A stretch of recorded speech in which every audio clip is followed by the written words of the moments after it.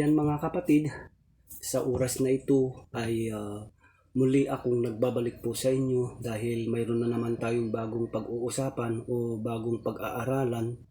So bago po natin ipagpatuloy o bago po natin sisimulan mga kapatid ay ako ay muling nagpapasalamat sa buong puso ko po ay nagpapasalamat sa patuloy na panunood, patuloy na suporta sa aking maliit na channel. At kung bago ka pa lang sa channel kong ito mga kapatid ay maaari ka nang mag-subscribe at huwag kalimutan i-click ang notification bell para sa bawat video i-upload ko po ay ma-update po tayo. So yun nga po mga kapatid, tulad ng sinabi ko po kanina na mayroon tayong bagong pag-uusapan o bagong pag-aaralan. So ang tanong, ano nga ba ito? Ang ating pag-aaralan mga kapatid ay usaping makalangit about sa pananampalataya mga kapatid. Ang pamagat ng ating tatalakayin sa oras na ito mga kapatid ay ano ang susi ng mabisang panalangin. Uulitin ko, ano ang susi ng mabisang panalangin mga kapatid. So bawat isa po sa atin siguro kapag tayo po ay lumalapit sa Panginoon, kapag po tayo ay nanalangin sa Panginoon ay talagang hinahangad po natin na ito po ay tutugunin. Talagang inaasahan po natin ito po ay tutugunin po ng Panginoon ng bawat panalangin po natin. Ngunit kailangan po natin malaman kung ano nga ba ang mga susi para sa pagkakaroon ng bisa ng ating mga panalangin mga kapatid. Dahil alam po natin bawat mananampalataya o bawat mananalangin ay hindi lahat ng ating panalangin ay tinutugon ng Panginoon. Hindi lahat ng ating nilalapit ng Panginoon ay binibigay niya. Dahil mayroon pong mga iba't ibang kadahilanan, yan nga po ang ating aalamin mga kapatid. So kapag tayo ay lumapit sa Panginoon mga kapatid ay tiyakin po natin, suriin po natin ang ating mga sarili at ang ating panalangin kung ito ba ay naaayon sa kanyang kaluhalhatian o naaayon ba sa kanya ang ating nilalapit. Dahil kapag tayo ay manalangin mga kapatid ay alam ng Panginoon kung ano ang desire ng ating puso, kung ano ang nilalaman ng ating isip, kung ito ba ay naaayon sa kanyang kalooban. So at isipin po natin na mas malaki po ang plano ng Panginoon sa ating buhay kaysa ating plano. At tatandaan po natin na mas marami po ang ibinibigay ng Panginoon sa atin kaysa yung mga nilalapit po natin sa Kanya. Hindi lang po natin mararamdaman, hindi lang po natin namamalayan, pero mas marami ang ibinibigay ng Panginoon sa atin kaysa yung mga pinapanalangin po natin. Ayan po ang ating tatandaan po mga kapatid. So ano nga ba mga kapatid ang mga susi ng mabisang panalangin? So ang una mga kapatid, ang tinatawag po na prayer with hope. So ang panalangin na may pag-asa. So kapag ang mga bagay po natin na inalalapit sa Panginoon ay hindi po niya agad tinugon ay parang nag-iisip po tayo. Parang nagdududa pa tayo, parang nawawalan po tayo ng pag-asa. So kailangan po natin kapag tayo po ay mananalangin, wag po tayong magmadali. Kailangan po natin matutong maghintay dahil ang plano ng Panginoon ay mas higit pa sa ating mga plano. So wag tayong magduda. Wag po natin pagdudadahan ang Panginoon kung bakit hindi niya po ito tinugon at hindi niya po ito tutugunin. Dahil sabi ko nga kanina na siguro ang plano mo o ang nilapit mo sa Panginoon ay hindi po naaayon sa kanyang kalooban. So kailangan po natin manalangin na may pag-asa mga kapatid dahil sabi ko nga po nga kapatid, bawat isang mananampalataya, bawat lumalapit po sa Panginoon ay kapag ito ay kalooban ng Panginoon, talagang ibinibigay niya. Kung ito po ay para sa iyo ay talagang ibibigay niya dahil sabi ko nga kanina na alam niya ang desire ng ating puso. Alam niya kung ano ang nilalaman ng ating puso. At sabi ko po nga kanina na siguro hindi man niya ibinigay, hindi naman niya tinugon ang ating mga panalangin at tayo po ay may kadahilanan mga kapatid. Kailangan po natin suriin kung ano nga ba ang dahilan kung bakit hindi niya tutugunin at hindi niya tinutugon ang ating mga panalangin. So kung ganito ang mangyayari mga kapatid, ang masasabi ko lang po ay kailangan po natin tiis, kailangan po natin maghintay dahil napapanahon po kung kailan po niya itutugunin ang ating mga panalangin. At wag po tayong magbago, wag po tayong magduda, at wag tayong mag-alinlangan. Lumapit po sa Panginoon. Patuloy pa rin tayong mananampalataya, patuloy pa rin tayong magtiwala na bukas makalawa ito po ang kanya tutugunin. So, kailangan din po natin mga kapatid alamin kung ano nga ba ang estado ng ating pananampalataya. Kailangan po natin suriin kung ano nga ba ang estado ng ating spiritual life. Kung bakit ito po ay hindi niya po tutugunin o hindi niya po ito ibibigay ang ating mga panalangin.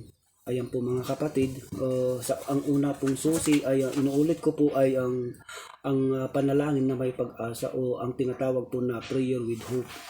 So kailangan po natin mga kapatid hindi po tayo manghina, kailangan po natin hindi po sumuko kapag tayo ay lumalapit po sa Panginoon. Di ba nga sabi nga po doon sa Luke chapter 21 verse 36, ang sabi dito ay kaya't maging handa kayo sa lahat ng oras. So kailangan po natin maging handa mga kapatid. Kailangan po natin maging handa kung bakit hindi niya po ito tinugon agad, kung bakit hindi niya po ito binigay agad. At kung babasahin din po natin sa Lucas or Luke chapter 11 verse 9, ang sabi dito, humingi kayo at kayo bibigyan, humanap kayo at kayo ay makakakita, at tumuktok kayo at kayo ay pagbubuksan. Ayan po mga kapatid, napakaliwanag po ang sabi ng Panginoon na kapag humingi po tayo ay bibigyan ng Panginoon kapag ito ay naaayon sa kanyang kalooban. Humanap tayo at tayo makakakita kapag ang hinahanap po natin ay naka-align po sa Panginoon. Ayan po mga kapatid, alamin po natin at lagi po natin tatandaan na ang Diyos ay laging nariyan para sa atin. Kapag tayo ay talagang mananampalataya lamang po tayo sa Kanya. So, ang pangalawa mga kapatid na susi sa mabisang panalangin mga kapatid ay prayer with patience o ang sinasabing panalangin na may tiyaga. Ang isang tao mga kapatid, kapag may tiyaga, ang tinatawag na may tiyaga, may nilaga. Yan po ang totoo mga kapatid, dahil kung hindi ka magsikap, ay wala kang patutunguhan. Kung hindi ka po nagtiyatiyaga mo makamit ang iyong pangarap, ay hindi mo ito makakamit. So, kailangan lang din po natin unawain kung ano nga ba ang ibig sabihin po na panalangin na may tiyaga.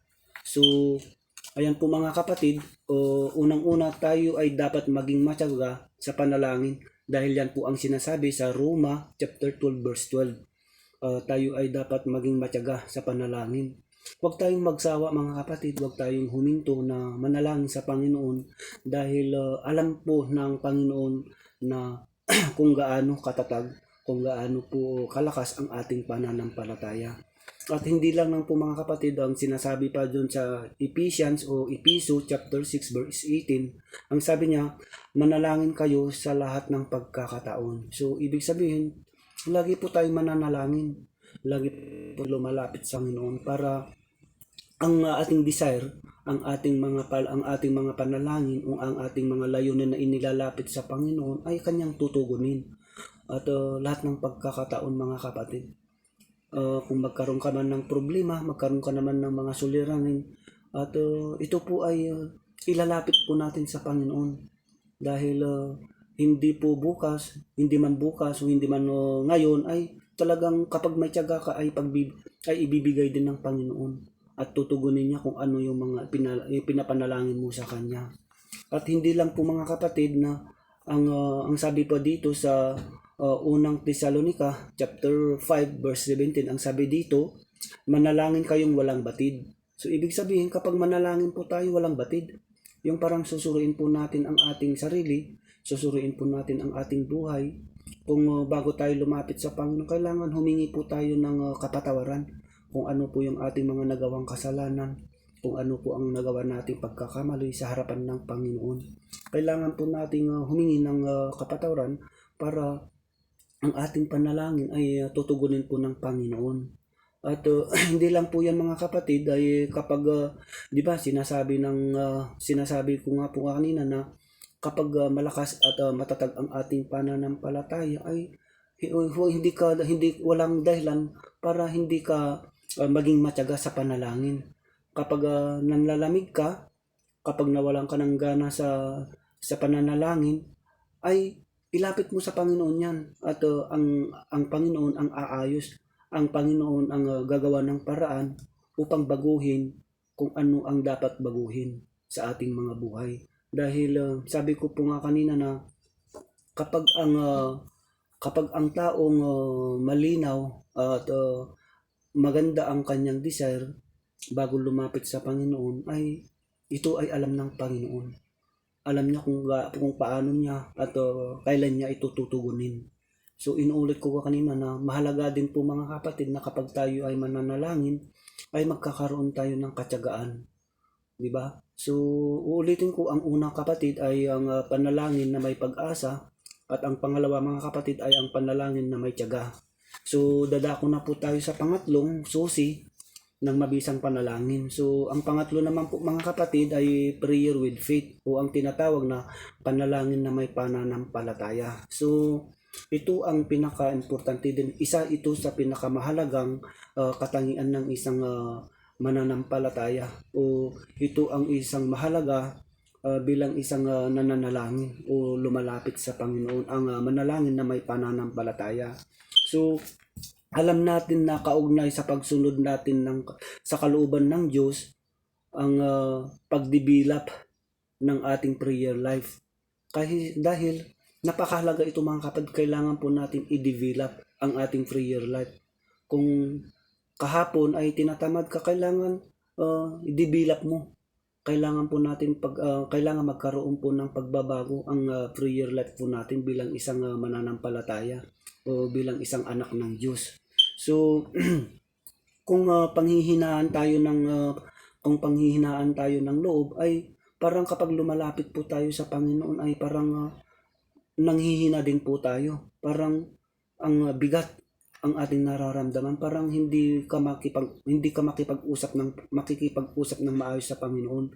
So inuulit ko po kanina na kapag tayo ay manalangin, kailangan maklear, kailangan pong malaman po natin kung ano po ang ating ilalapit sa Panginoon, kung ito po ay ang kanyang kalooban o naka-align ba sa kanya. At kung tayo ay mananalangin po mga kapatid ay kailangan tanggapin po natin, parang pananampalatayaan po natin na ito ay tatanggapin po natin.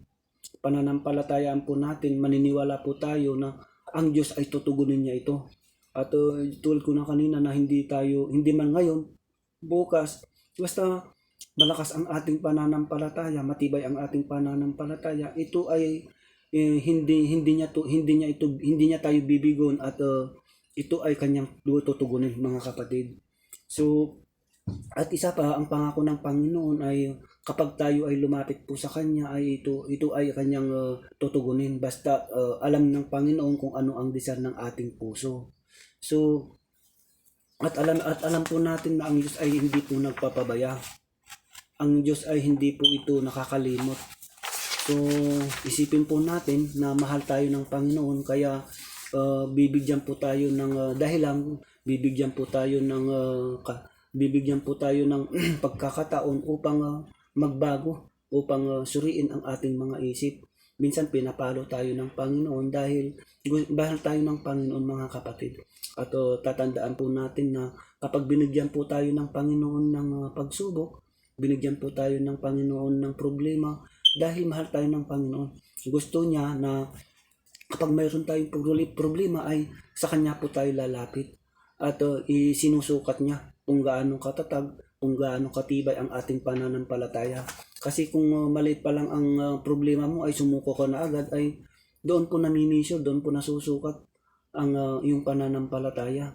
So uulitin ko mga kapatid na kailangan po natin manampalataya na kailangan po natin manalangin na may pananampalataya. Kailangan po natin lumapit ng Panginoon na may pananampalataya mga kapatid.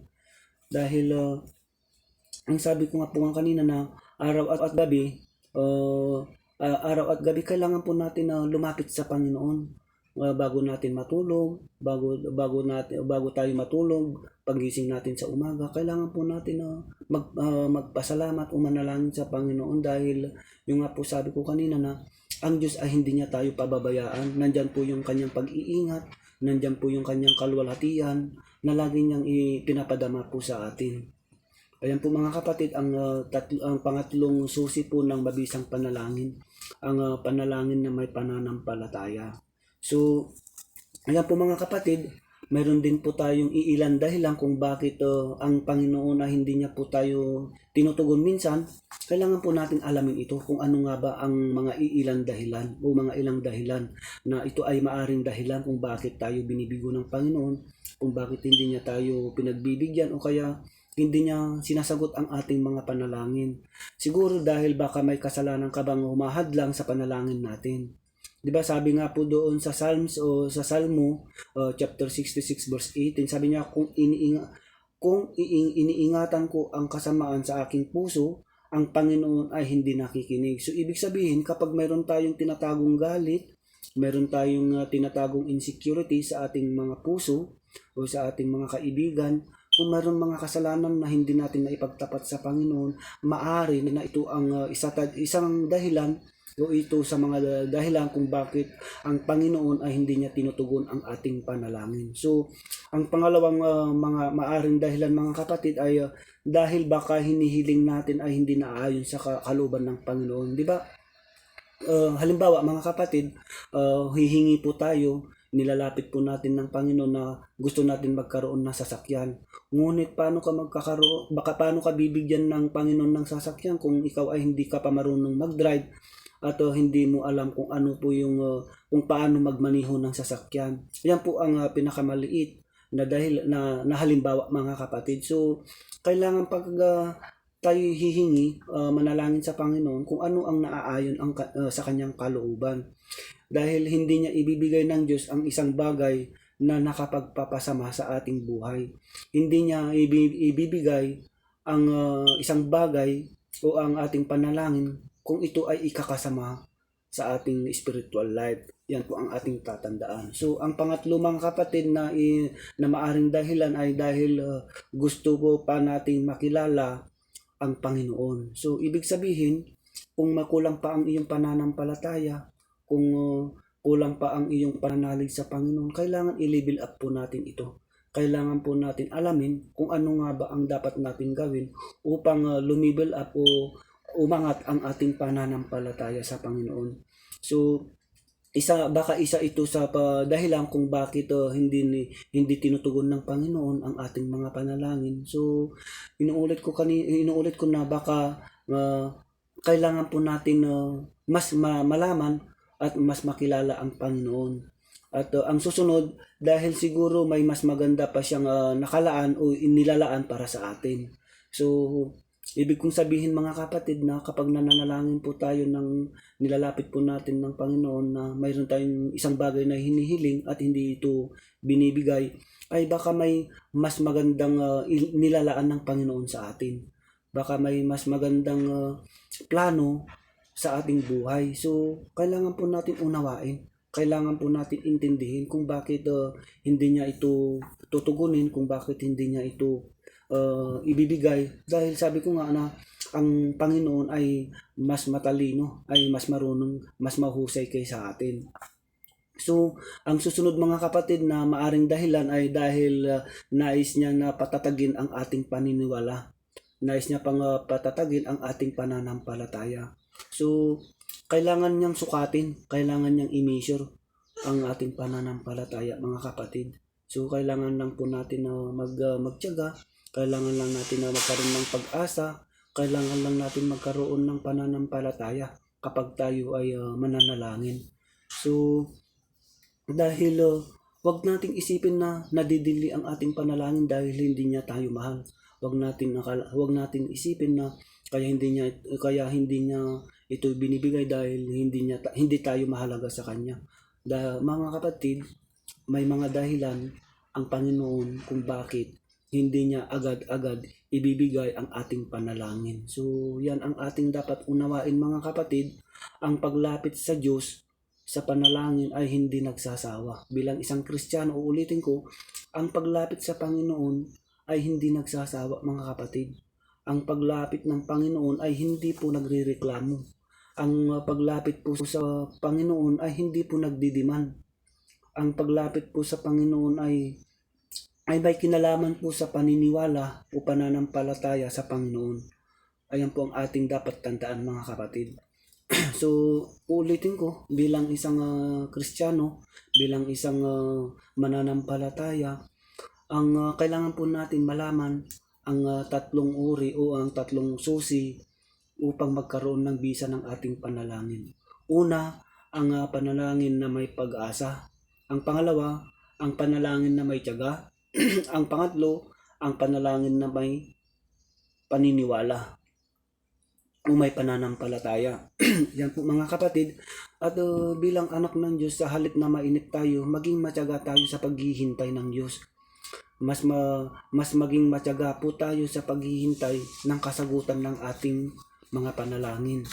Bilang isang anak ng Diyos, sa halip na pagduduhan po natin ng bisa ng ating mga panalangin, subukan po natin at patuloy tayong maniwala na gawin natin ang mga bagay-bagay sa sarili nating diskarte, ipaubayan natin sa Panginoon, ibigay natin sa Panginoon mga kapatid. So, hindi siya umihinto na kumilos sa ating buhay. Yun nga po mga kapatid, ang ating usapang ito ay sinasabi ko na po kanina na usapang makalangit o may at related ito sa pananampalataya. So uulitin ko mga kapatid, maraming salamat sa patuloy na pagsuporta, patuloy na panonood at nawa ay mayroon naman tayong bagong napag-aralan o bagong natutunan sa bidyong ito. Ulitin ko, maraming salamat po at nawa po ay pagpalain po tayo ng Panginoon at ganun din po ang ating mga pamilya, ang ating mga trabaho at dalangin ko po ng bawat isa po ay lagi pong ibubuhos ng pagpapala ng Panginoon sa ating mga buhay. Ayan po mga kapatid, God bless us all.